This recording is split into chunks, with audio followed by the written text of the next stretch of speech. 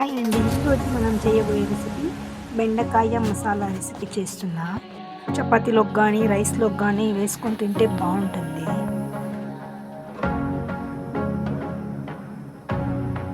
బెండకాయ ఫ్రై కోసం ఇలా కడిగి బాగా కట్ చేసుకోవాలి.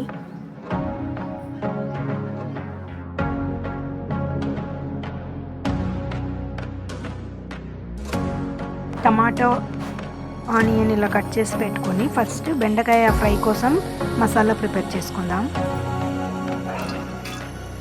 ఫస్ట్ ఆయిల్ పోసుకొని మనం కట్ చేసి పెట్టుకున్న దాంట్లో హాఫ్ టమాటో ఆనియన్స్ అన్ని హాఫ్ వేసి అది ఫ్రై అయిన తర్వాత దాన్ని మిక్సీ జార్లోకి వేసుకొని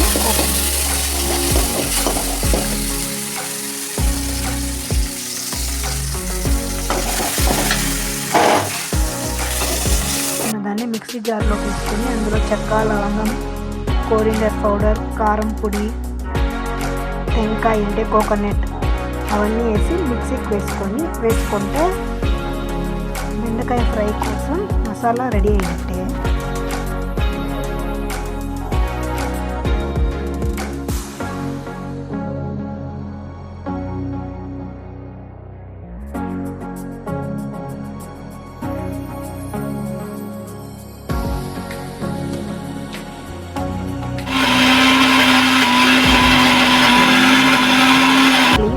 ఫైనలీ మసాలా అయితే రెడీ అయిపోయింది.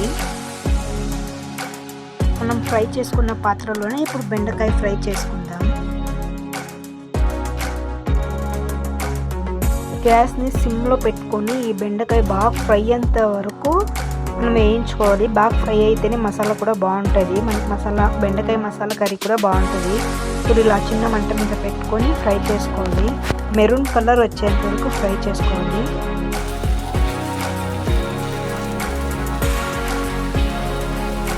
10 or 15 minutes వరకు ఫ్రై చేసుకుంటే ఇలా మెరూన్ కలర్లో వస్తుంది. అది ఒక ప్లేట్ తీసుకున్న తర్వాత ఇప్పుడు మనం ఫ్రై చేసుకునే విధానం చూద్దాం. ఆయిల్ పోసుకొని ఆవాళ్ళు మనం ఫస్టే కట్ చేసి పెట్టుకున్న ఆనియన్ టమాటో అవన్నీ వేసి ఫ్రై చేసుకొని అలాగే బెండకాయ ఫ్రై చేసి పెట్టుకున్నాం కదా, ఆ బెండకాయ కూడా అలానే వేసుకోవాలి. అలానే ప్రాసెస్ నడుస్తూ ఉంటుంది చూడండి. ఆ బెండకాయ వేసుకున్న తర్వాత మసాలా మనం మిక్సీకి వేసి పెట్టుకున్న మసాలాను కూడా అందులో వేయాలి. అలానే చూస్తూ ఉండండి, మీకు అర్థమవుతుంది.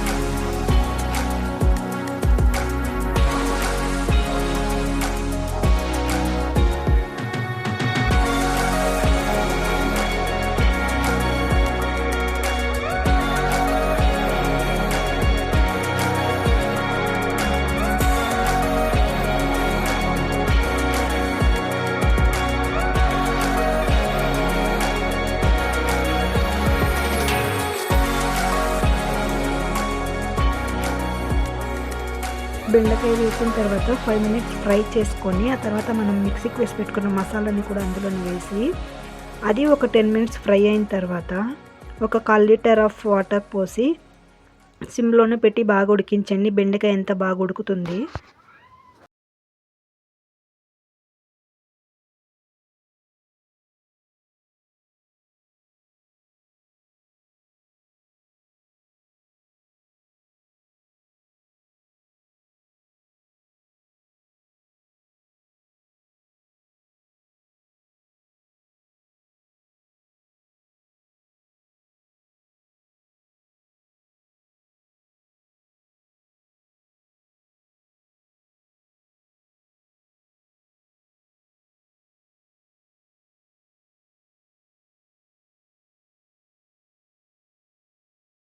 ఇలా ఉడికిన తర్వాత ఒక బౌల్ తీసుకొని బౌల్లోకి సర్వ్ చేసుకొని మనం రైస్లోకి కానీ రాగి ముద్దలోకి కానీ వేసుకొని తింటే నా సామిరంగా ఏముంటుందంటే అలా ఉంటుంది.